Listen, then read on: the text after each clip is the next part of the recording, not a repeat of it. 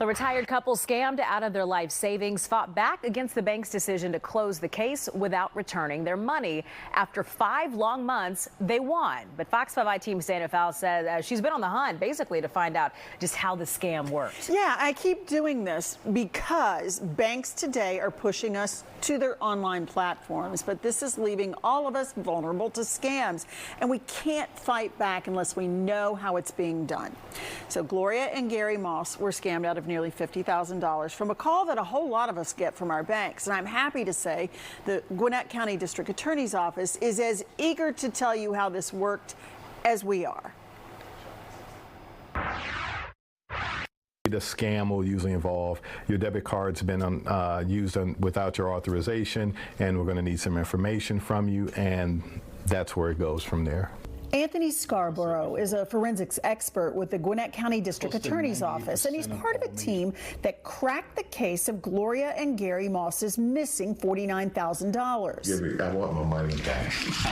How do you do it? Let's do a quick review. In February, the Mosses got that text he talked about. They thought it was from their bank. The spoof number that they used, the scammers used on Mrs. Moss, was at one point in time a Chase number. The Mosses thought they were being issued new debit cards, but really their phone had been hacked, and scammers were draining their accounts.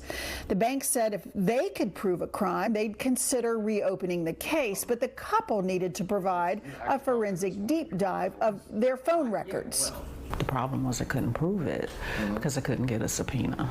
A subpoena is a court order that needs to come through official channels. Enter Gwinnett County District Attorney Patsy Austin-Gatson. She met the Mosses at a crime awareness event at their church, and she told the group about the county's victim advocate office. And this is what I've been preaching since I've come into office. It's like, let's help the community. So the Mosses took her up on it and went to the courthouse for help. Cue Senior Assistant DA Betsy Weintraub, who saw the couple. So what did you see on her face that made you think, I need to check in with her? Distress. She was really distraught. She put the DA's community outreach into action. She's a prime example of how that works. Ms. Weintraub, a seasoned prosecutor, was dismayed that Chase Bank was making the couple do the research. Well, the first question that I asked them was, who said you need your phone records? Why do you have to prove this? Chase Bank said they contacted Miss Moss about these large transactions, and she verified the wire was valid.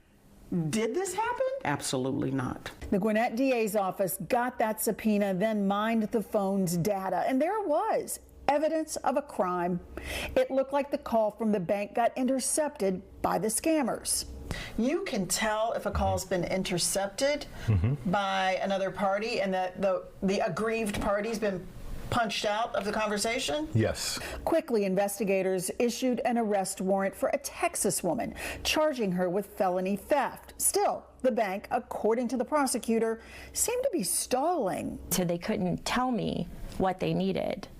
I'm like, well, I mean, police report, we have an arrest warrant.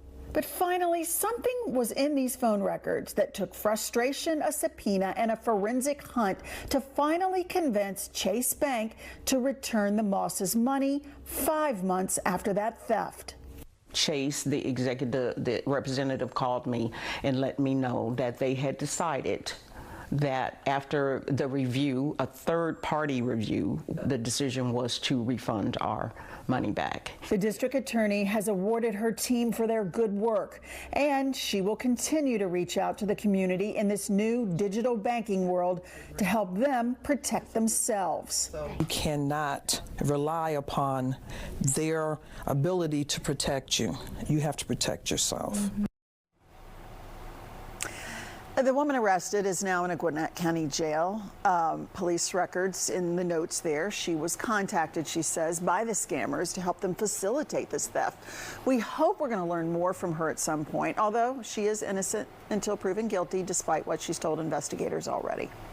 Okay, so a couple of things. First, I mean, kudos to Gwinnett's DA office for helping to get their money back, number one, right? We got to mention that. But I mean, the arrest, like, did she know these other people? I don't know, and that's the big question. But I did ask the investigators there if they've at least seen similar cases and how they worked. Investigators said it usually starts with a larger global network that reaches out to local people through social media and gets them to be the person who actually asks for the money and has it moved to their account.